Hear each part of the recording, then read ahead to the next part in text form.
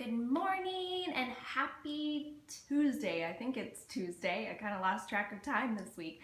I thought I would do this scope down by our Christmas tree, and we're going to be talking about 4 ways to feel less rushed. And so if you struggle with kind of feeling stressed and feeling overwhelmed and feeling like there's just so much going on, today we're going to be talking about some strategies that you can employ that will help you to feel less rushed. So welcome. I'm so glad to have you here. For those of you who are new, my name is Crystal Payne. Get this situated. There we go. My name is Crystal Payne, and I am the founder of MoneySavingMom.com, as well as the New York Times bestselling author of the book that we're going to be talking from today called Say Goodbye to Survival Mode. Good morning, Charlene. And I am wife to Jesse, and we have 3 kids. Catherine is 10, Caitlin is 8, and Silas is 6. And hi, Aaron. I saw that you stayed up really late last night baking gingerbread cookies for your daughter. You're such an inspiration. So if you are feeling rushed or you struggle sometimes with feeling rushed, here are some strategies that have helped me, and these are from my book, Say Goodbye to Survival Mode. And yes, you can get it as an audiobook. It's available on Amazon. You can get the audio or an ebook or the actual physical book. And I read the ebook, so it's in my voice. Welcome, Shelly. I think that's your name. I'm so glad to have you all here. Okay, so number 1, if you are feeling rushed or you struggle with feeling rushed, the number 1 thing that you need to do is to create a personal priorities list. So I really challenge you to know what you're about. Know what you want to wrap your time and your energy and your life around. Because if you do not know what you want to wrap your time and your life and your energy around, you can just be running in circles, putting out fires, doing all this stuff, but at the end of the day, are you really living according to priorities if you don't know what those priorities are? Oh, thank you, Erin. You are so sweet. So ask yourself the following questions to figure out what you want to see on this personal priorities list. What is most important to you? Family, work, health, others? Where do you see yourself in 25 years? At the end of your life, what do you want to look back on and have accomplished? What's going to matter most to you?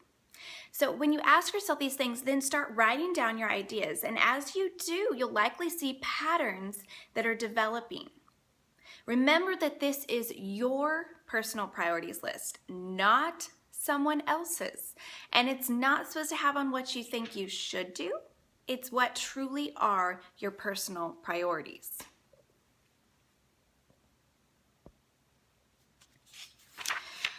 My personal priorities, I will read these off to you, are to 1, have a strong and vibrant relationship with the Lord. 2, to maintain a wonderful relationship with my husband. 3, to spend quality and quantity time with my children. 4, to nurture my body and soul through rest, nutrition, margin, exercise, and reading, and constantly challenge myself to learn and grow as a person. And 5, to write, speak, and manage my blog and business. So those are my priorities. Remember that your priorities are going to look different than my priorities because we are all different people. So think about, your personal growth, physical health priorities. Think about spiritual and emotional priorities, your relationship with God, involvement in church. Think about your family priorities, relationship with your husband, children, and extended family.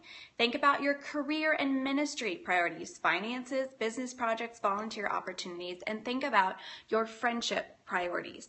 And just really examine what are your personal priorities. So number 1, you need to create a personal priorities list. Number 2, clear the schedule clutter. So once you have these priorities in place, this gives you a foundation then for you to be able to clear the clutter that's in your schedule. I'm a minimalist and I don't like to have clutter in my house, but I found that the same thing is I can not be a minimalist in my calendar, and I can let my calendar get really cluttered. And so clearing the schedule clutter. Many times busyness is mistaken with productivity. But those two words are not synonymous. Busyness and productivity are not synonymous. Just because we are spinning our wheels, rushing from one commitment to the next, doesn't necessarily mean that we are doing anything worthwhile. Creating a personal priorities list is vital in enabling us to determine what is truly important and what opportunities we can pass up.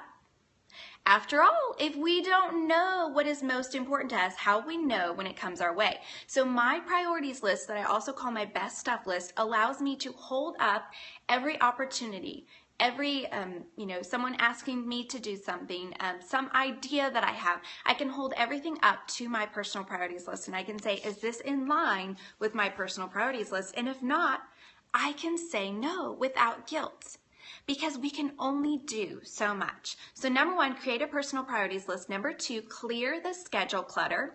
Number 3, cut out time and energy suckers. Now, a few years ago, I realized that Facebook was a time and energy sucker for me. I loved interacting with all the people on Facebook, but it had gotten to the point where I had so many, quote, friends on Facebook that when I would get on Facebook, there would just be so much to weed through to find those updates from people that I really, really cared about. There was also drama. There were people who were arguing about politics, and there was so much on Facebook that it was just bogging me down. And I realized that it was, when I would get on there, it would just discourage me, because it just felt like there was so much infighting going on. And then I would get off and I would feel my head would kind of be spinning from all this frustration over people not getting along and people arguing. And I just thought, I don't need this in my life. This is a time and energy sucker. So I ended up completely unfriending everyone on my Facebook account. I couldn't delete my Facebook account because I needed it to run the Money Saving Mom Facebook page, but I unfriended everyone on the Facebook account. And it was like I could breathe again. Then Facebook became about business for me, and I could stay out of all of the drama. I didn't have to know who was arguing with who about what politics or whatever hot button issues. I didn't have to know about any of that. And there was just so much breathing room. Now, Facebook for you might not be a time and energy sucker, but I challenge you to think about what in your life are those time and energy suckers, those things that are just bogging you down, that are just taking your time, that are just making you feel frustrated and irritable, and that they are keeping you from being able to just have that breathing room in your life. So cut out those time and energy suckers. Maybe Facebook isn't an area in which you struggle, but can you think of other time and energy suckers that you could amputate from your life, like TV, movies, internet browsing, blog hopping, Pinterest, texting, relationships, shopping, maybe even Periscope? What is a time and energy sucker for you that you could either completely eliminate or significantly cut down on in your life so that you could buy yourself more breathing room to focus on your personal priorities? So number 1, create a personal priorities list. Number 2, now I gotta look and see what I said. Clear the schedule clutter. Number 3, cut out time and energy suckers. And number 4, count the cost. There's an important question I ask myself before I commit to anything. What are the consequences if I say yes to this?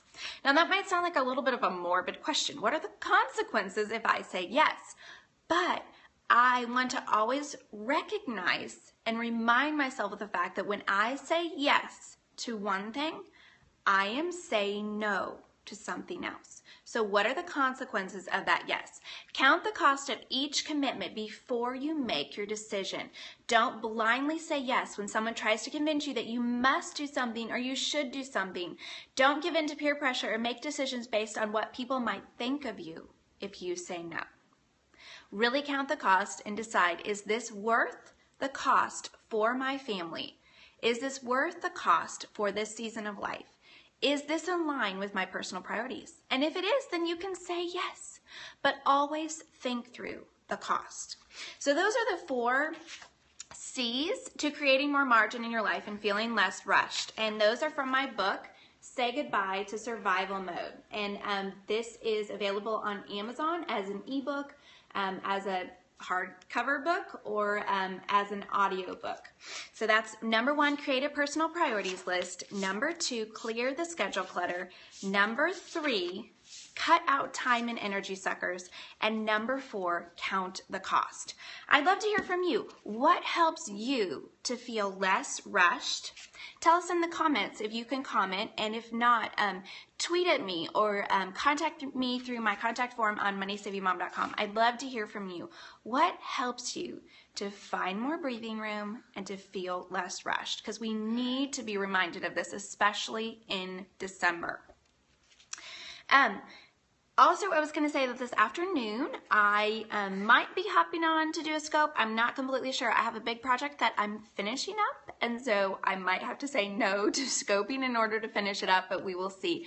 I have a couple things that I wanted to share, and we'll just see. So routine helps, yes. Using a planner, not getting up until you drink your entire cup of coffee, unplugging from everything for a day. That's the thing that we do on Sundays, is completely unplugging, and it's just having that day of rest, that scheduled in margin in our week. I look forward to that day every single week, and allows me to just be able to inhale and exhale, and one day a week that's just set aside for that margin. Chamomile tea and taking time to chill. You stopped serving in church right before your baby was born in March. Yes, sometimes we have to make those hard decisions, but in the long run, what's best for our family? Silas, did you want to say hi? You have a cough this morning. Okay, come and see if you can say it. Can you put your... Hi. Hi. Okay. Alrighty, well, I'm going to hop off because I need to clean my house before we start school, but I hope that you all have a wonderful day, and I will look forward to talking to you later.